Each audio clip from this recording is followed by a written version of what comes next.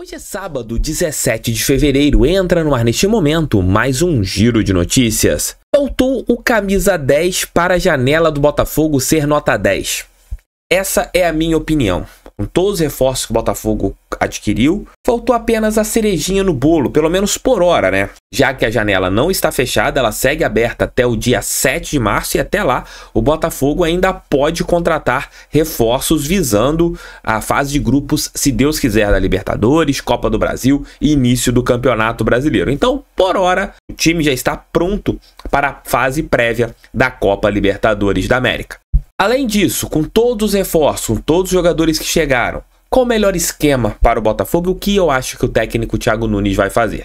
E eu disse ontem aqui dentro do canal que faltava uma opinião, e uma opinião muito embasada e importante sobre o Gregori, que é de quem acompanhou o nascimento desse jogador e teve ali um olhar muito próximo a ele na passagem pelo Bahia e até mesmo pelo Inter Miami, que é do meu querido amigo Matheus Barbaço, do canal Sou Mais Bahia, o principal canal do tricolor baiano, e ele vai falar aqui bem detalhadamente como foi o Gregori, o que ele pode agregar ao Botafogo, seus pontos fortes, seus pontos fracos, um vídeo bem detalhado do meu querido amigo Matheus Barbaço. Roda a vinheta, que hoje o vídeo promete.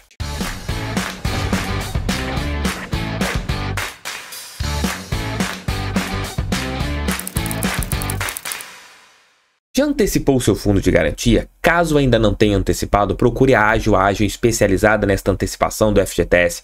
Você pode entrar agora no link que eu vou deixar aqui no primeiro comentário e tirar todas as suas dúvidas. Como faz para antecipar o fundo de garantia? Amigos, acabou o carnaval semana agora. Tá todo mundo duro. De repente você pode ter ali um recurso através do FGTS que a Ágil pode te antecipar. Pega essa dica?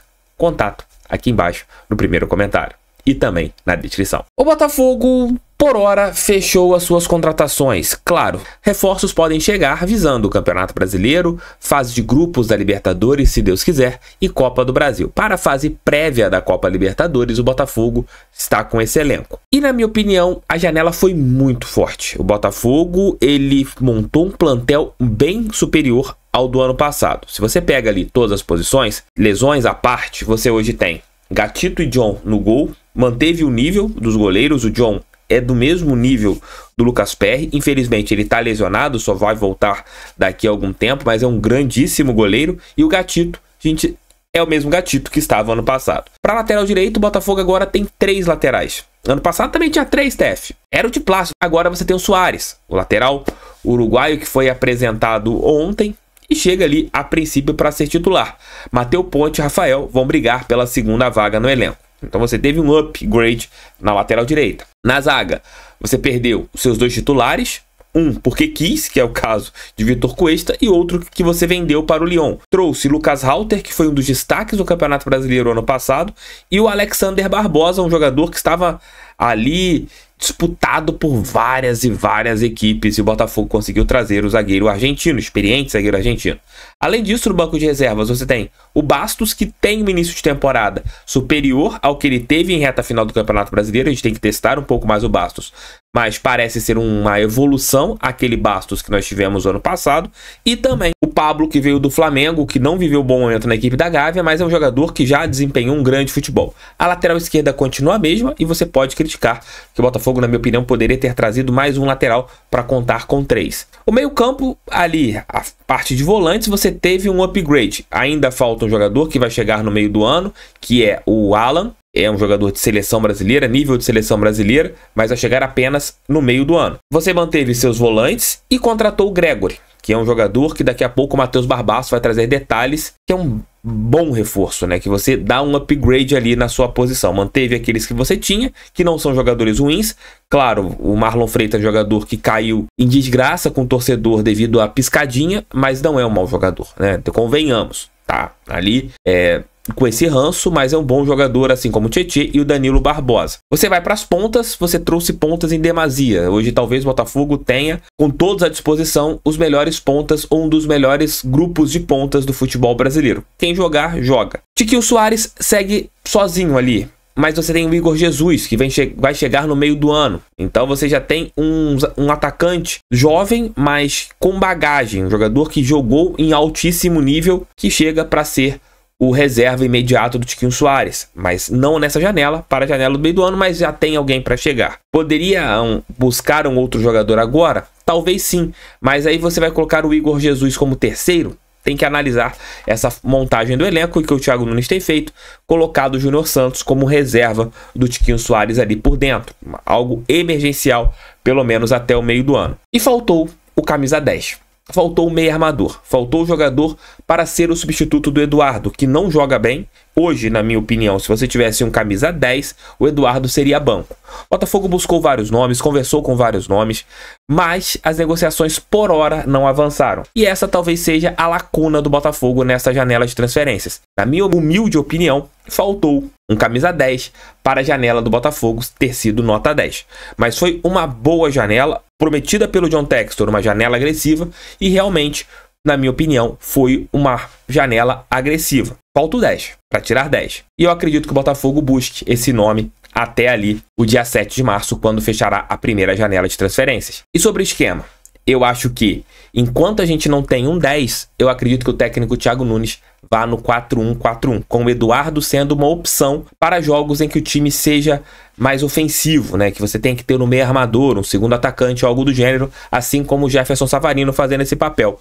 Mas eu acredito que com os volantes que o Botafogo tem, não me surpreenderia de você jogar ali com uma trinca de Danilo Barbosa ou Gregory, Marlon Freitas, Tietê, Gregory, Tietê, jogando com 3 jogadores ali no meio campo. Ah, TF, 3 volantes. Amigos, não existe mais essa palavra volantes no futebol. Existem meio-campistas. E o Botafogo tem bons meio-campistas para fazer esse time render o que tem que render nesse ano de 2024. Mas eu acredito que não vou me surpreender se o esquema utilizado pelo Thiago Nunes numa pré-Libertadores, para você ter o meio-campo reforçado, para você poder jogar muito ali com seus pontas em velocidade, para eles não terem que recompor tanto, poderem ficar mais na frente, avançando, sendo um time muito mais agressivo ofensivamente, talvez você reforce o seu meio-campo. Eu enxergo isso.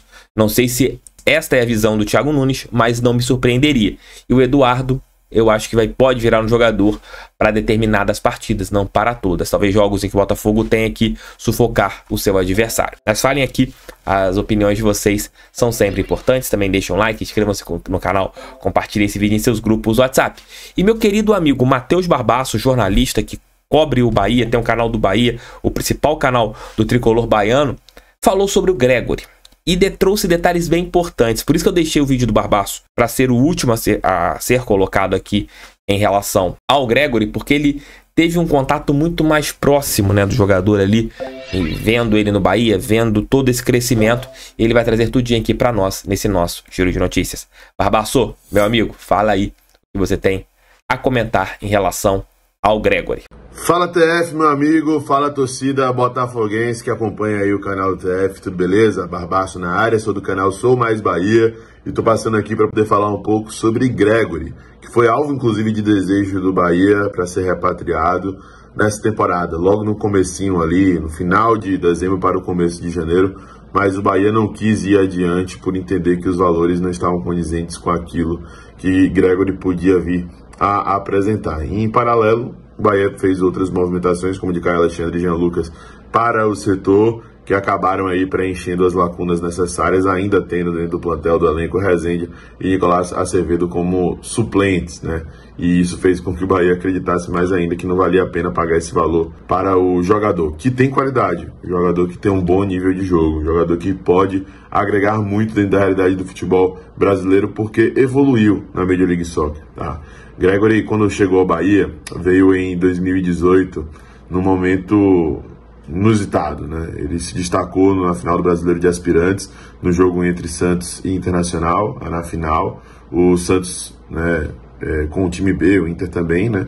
E ele compunha esse time B do Santos. Antes, tinha passado apenas pelo interior de São Paulo, então foi um cara que demorou, entre aspas, para surgir, né? Surgiu ali com seus 22, 23 anos de idade, e aí sim chama a atenção do Bahia. O Bahia atrás, como uma aposta, com aquela característica de jogador barriga vazia, que a gente costuma dizer, e ver um cara com muito talento, com muita qualidade de surgir e criar uma identificação muito grande. No começo da sua trajetória pelo Bahia, Gregory, ele era meramente um volante de marcação, um cara combativo, um camisa 5, apesar de utilizar a 26, que auxiliava na marcação na frente de zaga, né, como um cabeça de área, e também conseguia dar aquele primeiro passe de saída, mas não passava muito disso, não se aprofundava muito no desenvolvimento do jogo. E depois de um tempo, o Gregóry acabou desenvolvendo essas características, foi aperfeiçoando, elevando seu nível de jogo, e o time foi também se entrosando mais, ganhando outras características ao longo dessa trajetória. E ali na equipe de Roger Machado, em 2019, que o Bahia teve um primeiro turno muito bom, terminando ali em sexto, quinto colocado, acho que sexto colocado. Tinha um tipo de jogo reativo, de muita velocidade, com Arthur Vitor, que hoje foi pro Zenit, estava no Palmeiras, de um lado, Elber, que hoje está no Rio Navarino, no outro, Gilberto, centroavante de muita mobilidade, hoje está no Juventude, né? E uma trinca composta por Douglas Augusto, que está no Nantes, estava no PAOK, revelado pelo Corinthians, chegou a ser campeão olímpico aí, com a seleção brasileira e tudo mais, e com o Elton, né? Jogador que veio naquela época da Ponte Preta, gerava um equilíbrio para a equipe. E ele não era só, numa conjuntura como essa, aquele cara que, né, apenas desarmava, apesar de ter ótimos números de desarme e interceptação. Com a presença de Elton, ele acabava em alguns momentos tendo liberdade para poder sair um pouco mais. Então no Bahia ele foi desenvolvendo essa característica. E quando chegou na Major League Soccer, quando chegou lá no Inter Miami, o torcedor do Bahia tem uma gratidão muito grande por Gregóry por conta disso também. Quando ele saiu do Bahia, o Bahia estava devendo para ele, o Bahia viveu outra realidade e ele perdoou dívida e, enfim, sempre o ex-presidente Guilherme Belintani faz questão de reconhecer e lembrar isso em entrevistas. O próprio Gregóry reconheceu isso também, fala do carinho que tem pelo Bahia, por como o Bahia o tratou e o revelou, de certa forma, para o futebol, né? Apesar dele não ter sido revelado aqui, mas, enfim, o Bahia fez ele o cara mais reconhecido. E lá ele melhorou sua característica de jogo. Na MLS ele começou a ser um cara que saía um pouco mais, que se comportava também como segundo, terceiro homem, tentava pisar um pouco mais à frente, né? Mas nunca foi muito de fazer gols, né? A galera até cobrava, pô, Gregóry, chuta de fora da área, você tem essa característica, tem um chute potente, forte. Assim ele fez um gol, inclusive, contra o Nacional do Paraguai, não do Uruguai, do Paraguai, na Sul-Americana. E foi o primeiro gol dele com a camisa do Bahia, todo mundo do time comemorou, teve gente no estádio chorando, foi uma loucura, né? Porque ele merecia um gol, ele né, demonstrava a capacidade para isso e ainda não tinha feito. Então todo mundo abraçou ele. E ele, Gregóry, esse cara, é o cara que vai ser abraçado, é o cara que contagia e que tem um bom desenvolvimento de jogo, né? Que desarma mais, que tem mais essa característica da combatividade, da contenção, mas que também sabe jogar com a bola no pé. Desenvolveu isso ao longo da sua caminhada, né? Então vocês vão contratar agora um cara que não é acomodado, que gosta de jogar, que se sente motivado pela torcida, que veste a camisa de verdade, que é identificado e que eu acho que vai agregar muito para o time do Botafogo. Teve a questão da lesão recente, eu não sei ao certo como ele tá, mas se tiver 100% saudável, é um cara que vai ajudar muito. Beleza? Tamo junto, TF, rapaziada. Valeu pelo convite, abraço, até a próxima. Bora, Bahia! Valeu, Barbaço, obrigado, meu irmão. Beijos pra você. Esse ano a gente se encontra em Salvador, no Newton Santos. Tenho certeza que a gente vai se ver esse ano. Você é um moleque de ótimo coração. E boa sorte pro Bahia nessa temporada de 2024. Menos contra o Botafogo.